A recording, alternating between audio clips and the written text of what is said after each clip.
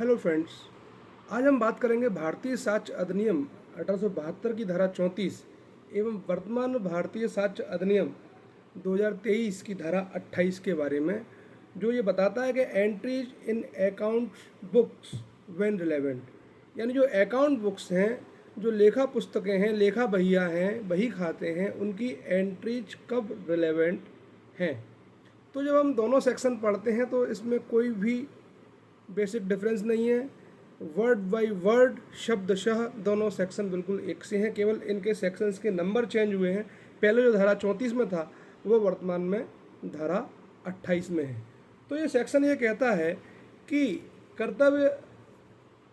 पालन कोई व्यक्ति कर रहा है या कारोबार कोई व्यक्ति कर रहा है और कारोबार के अनुक्रम के दौरान वो अपने अकाउंट्स बुक मेंटेन करता है, लेखा पुस्तकें, बही खाते मेंटेनेंस करता है, जैसे कि साहूकार लोग करते हैं, या बैंक में जो लेन देन होता है या बड़ी बड़ी कंपनी में जो लेन देन होते हैं उनके अकाउंट्स और बही खाते रखे जाते हैं, उनमें जो एंट्री है वो कब सुसंगत है। तो ये सेक्शन ये कहता है कि जब कभी कोई ऐसा विषय हो कि किसी को ये साबित करना हो कि भाई हमारे बीच में कोई लेन देन हुआ है, तो ऐसी अकाउंट बुक्स में की गई एंट्रीज रिलेवेंट मानी जाती हैं साक्ष्य के दृष्टिकोण से। बैंक से कोई लोन लिया है तो बैंक के जो अकाउंट्स हैं वो पेश करके उसको साबित कर सकते हैं, प्रूफ कर सकते हैं। जब हम इस सेक्शन को शब्दशः पढ़ते हैं तो ये सेक्शन कहता है कि कारोबार के अनुक्रम में नियमित रूप से रखी गई लेखा पुस्तकें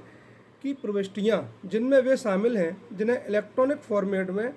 रखा गया है, जब कभी वो ऐसे विषय का निर्देश करती हैं जिसमें न्यायालय को जांच करनी है, तब ऐसी एंट्रीज रिलेवेंट हैं, लेकिन अकेले ही ऐसे कथन किसी व्यक्ति को दायित्व से भारित करने के लिए पर्याप्त नहीं है। कहने का मतलब ये दो प्रकार की बात करती है। पहली बात, जब कभी कोई लेन देन के विषय में कोर्ट को जांच करनी है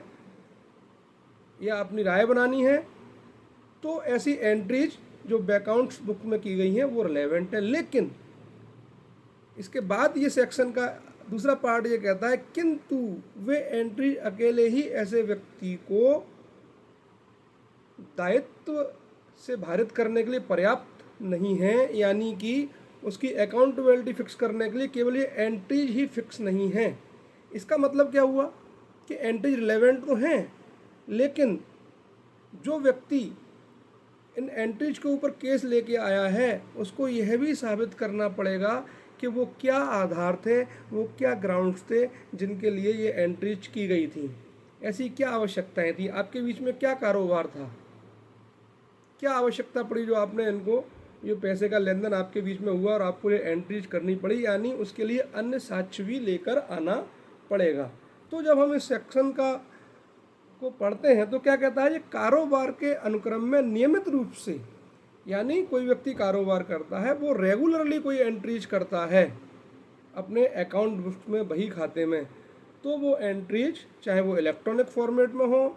या वो हार्ड फॉर्मेट में हो, उनको रिलेवेंट माना जाएगा। लेकिन केवल इन एंट्रीज के आधार पर ही किसी की अकाउंटेबिलिटी फिक्स नहीं कर दी जाएगी जब तक कि वो व्यक्ति मूल साक्ष्य लेकर नहीं आता है, क्योंकि ये जो एंट्री है वो कार्बोरेटिव एविडेंस है, संपोषक साक्ष्य हैं। अगर वह व्यक्ति जो इन एंट्रीज को अपने पक्ष में साबित करना चाहता है तो फिर उसको एक ऐसे सॉलिड ग्राउंड्स कोर्ट के सामने लेके आने पड़ेंगे, ऐसे आधार लेके आने पड़ेंगे कि भाई हमने इसको इस कारोबार के अनुक्रम में ये पैसे दिए थे या पैसे लिए थे, जो भी कुछ है,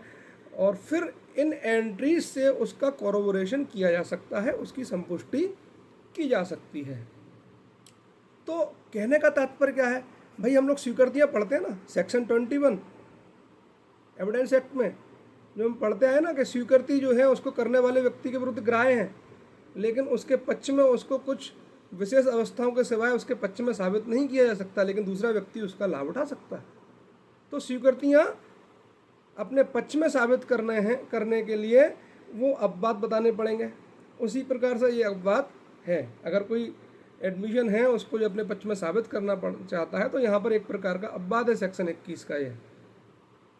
तो साथियों, ये जो सेक्शन है इसमें बहुत सारे केस लॉज हम पढ़ते हैं,